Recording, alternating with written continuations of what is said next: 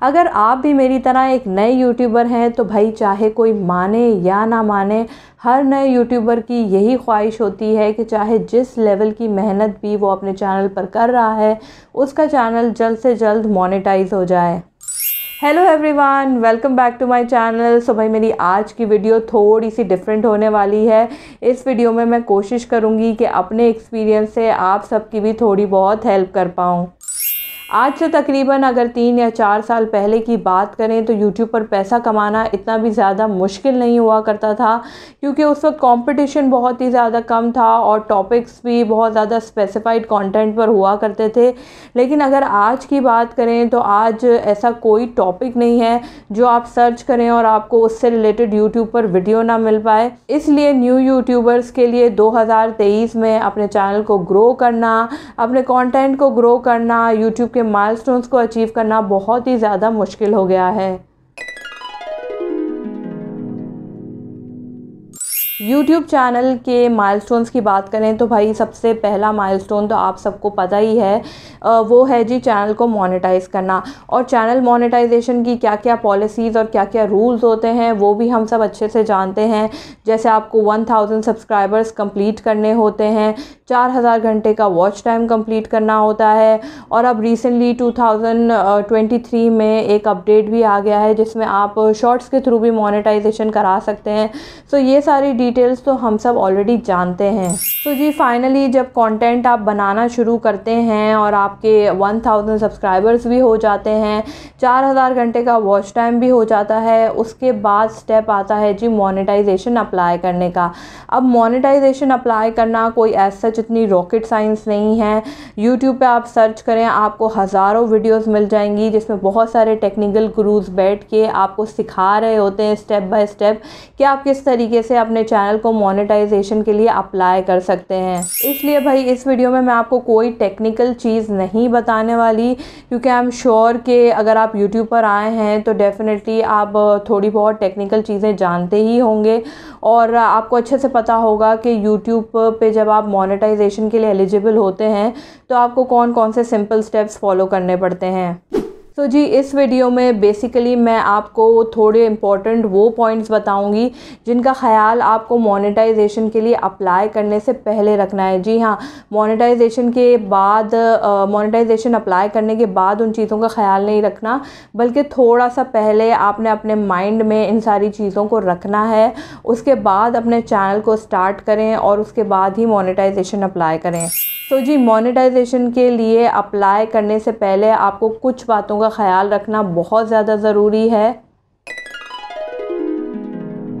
تو بھائی نمبر 1 پر آ جاتا ہے کہ جب بھی آپ مونیٹائزیشن کے لیے اپلائی کریں، میک شور کریں کہ آپ کے سبسکرائبر کاؤنٹ اور آپ کا واچ آورز کا کاؤنٹ ریکوائرڈ سے تھوڑا سا زیادہ ہو۔ فار ایگزامپل اگر آپ کو 1000 سبسکرائبرز چاہیے ہوتے ہیں تو آپ ایگزیکٹ 1000 سبسکرائبرز پر مونیٹائزیشن اپلائی نہ کریں، اس سے 100 یا 200 یا پھر 50 بھی بڑھا کر اپلائی کریں۔ Same goes to the watch hours, جیسے 4000 گھنٹے کا واچ ٹائم چاہیے ہوتا ہے تو آپ ایگزیکٹ 4000 پورے ہونے پر اپلائی نہ کریں، تھوڑا سا ویٹ کریں، 100-200 گھنٹے زیادہ بڑھا کر اپلائی کریں۔ اس کا ریزن یہ ہے کہ بہت بار جب ہم ایگزیکٹ ریکوائرڈ کاؤنٹ پر مونیٹائزیشن اپلائی کر دیتے ہیں تو ڈیورنگ ریویو پروسیس کوئی بھی ٹیکنیکل یا انالیٹیکل ریزنز کی وجہ سے ہمارا جو کاؤنٹ ہوتا ہے وہ گر جاتا ہے۔ فار ایگزامپل اگر ہم نے ایگزیکٹ 1000 سبسکرائبر یا 1001 سبسکرائبر پہ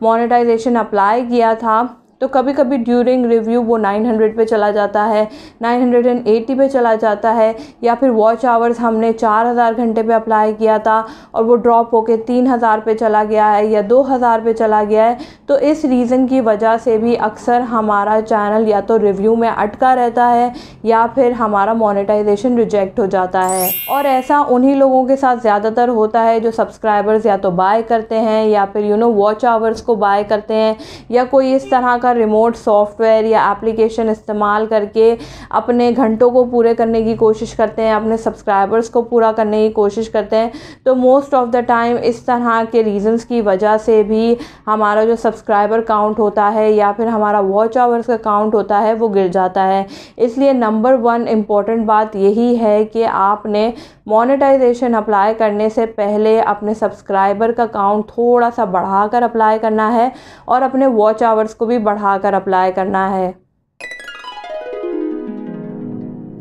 तो जी नंबर 2 पर आ जाता है कि अगर आपके चैनल पर मोनेटाइजेशन से पहले कोई क्लेम, कोई स्ट्राइक या कोई कॉपीराइट इस तरह की चीज़ आई है और आपने उस पर ध्यान नहीं दिया और आपने सोचा कि इससे कोई मोनेटाइजेशन पे फ़र्क नहीं पड़ेगा, तो ये आपकी भूल है। आपने मेक श्योर करना है कि मोनेटाइजेशन अप्लाई करने से पहले आपके चैनल पर किसी तरह का छोटा मोटा भी कोई क्लेम ना हो, कोई स्ट्राइक ना हो, कोई कॉपीराइट की कहानी ना हो। क्योंकि भाई जब मैं भी यूट्यूब स्टार्ट कर रही थी तो मैंने भी थोड़ी बहुत रिसर्च की थी और उस रिसर्च में मैंने काफ़ी यूट्यूबर्स को ये बोलते हुए सुना था कि अगर आपके चैनल पर कोई क्लेम है जो कोई ऐसा जो आपको हार्म नहीं कर रहा, इतना ज़्यादा बड़ा नहीं है, कोई स्ट्राइक नहीं है, तो उससे कोई फ़र्क नहीं पड़ता मोनेटाइजेशन पर। लेकिन मैं आपको बताऊं कि क्लेम्स की वजह से भी बहुत सारे लोगों के चैनल मोनेटाइजेशन के लिए रिजेक्ट हो जाते हैं।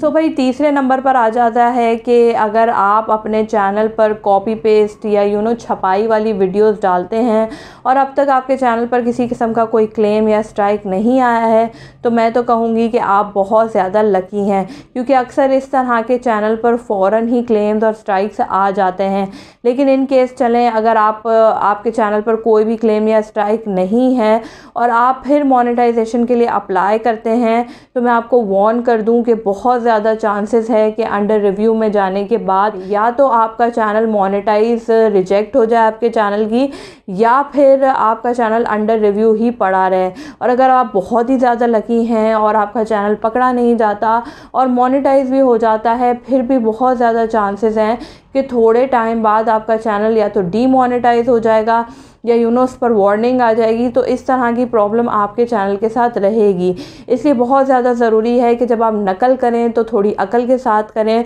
और अगर आप चाहते हैं कि कॉपी पेस्ट कंटेंट से रिलेटेड मैं आपको टेक्निक सिखाऊं कि आप किस तरह से कॉपी पेस्ट चीज़ों को भी अपने फ़ायदे के लिए इस्तेमाल कर सकते हैं, तो मुझे कॉमेंट सेक्शन में जाके ज़रूर बताएँ और अभी अभी मेरे चैनल को भी सब्सक्राइब कर दें। तो भाई चौथे नंबर पर वो गलती आ जाती है जिसे बहुत सारे लोग गलती समझते ही नहीं है। जी हाँ, और गलती ये होती है कि अपनी वीडियोस के थंबनेल को और टाइटल को अट्रैक्टिव बनाने के चक्कर में वो अक्सर गलत इन्फॉर्मेशन अपने टाइटल में, अपने डिस्क्रिप्शन में या फिर थंबनेल में डाल देते हैं, जिसकी वजह से जब आपका चैनल अंडर रिव्यू जाता है मोनेटाइजेशन के लिए तो यूट्यूब उसे पकड़ लेता है और आपकी उन 2-3 वीडियोस को वो स्पैम या वायलेशन में डालकर आपके चैनल को मोनेटाइजेशन के लिए रिजेक्ट कर देता है। सो अक्सर ये भी रीज़न बनता है जिसे अक्सर लोग कंसिडर ही नहीं करते, क्योंकि भाई हमें तो यही सिखाया गया है कि अपने थंबनेल को अट्रैक्टिव बनाओ, अपने टाइटल को अट्रैक्टिव बनाओ एज अ न्यू यूट्यूबर, ताकि आपको अच्छे अच्छे व्यूज़ मिलें, आपकी ऑडियंस अट्रैक्ट हो, आपकी ऑडियंस इंगेज हो। लेकिन आपने कभी भी ये गलती नहीं करनी, स्पेशली जब आपका चैनल मोनेटाइज ना हुआ हो। तो कोशिश करें कि अपने थंबनेल और अपने टाइटल को अपनी वीडियो से रिलेटेड ही रखें और कोई ऐसा टाइटल या कोई ऐसी तस्वीर अपने थंबनेल पर ना लगाएं जो यूट्यूब की पॉलिसीज़ को वायलेट कर रही हो। तो भाई ये थी वो 4 मोटी मोटी बातें जिनका ख्याल आपने ना सिर्फ मोनेटाइजेशन अप्लाई करने से पहले रखना है बल्कि मोनेटाइजेशन अप्लाई करने के बाद भी रखना है। और सबसे इम्पॉर्टेंट और सबसे ऊपर बात ये है कि जितना आप अपने कंटेंट को ऑथेंटिक रखेंगे, दिल से बनाएंगे, उतना ही आपको यूट्यूब पर काम करने में मज़ा आएगा और साथ ही आहिस्ता आहिस्ता आपके यूट्यूब के माइलस्टोन्स अचीव होने लगेंगे। चलें जी, इसी के साथ करती हूँ वीडियो को एंड। उम्मीद करती हूँ आपको मेरी ये वीडियो पसंद आई होगी और आपके कुछ काम आई होगी। अगर वीडियो थोड़ी सी भी पसंद आई और थोड़ी सी भी हेल्पफुल लगी हो तो मेरे चैनल को सब्सक्राइब कर दें, मेरी वीडियो को लाइक कर दें, अपने दोस्तों के साथ शेयर कर दें। मिलती हूँ आपसे नेक्स्ट वीडियो में। बाय।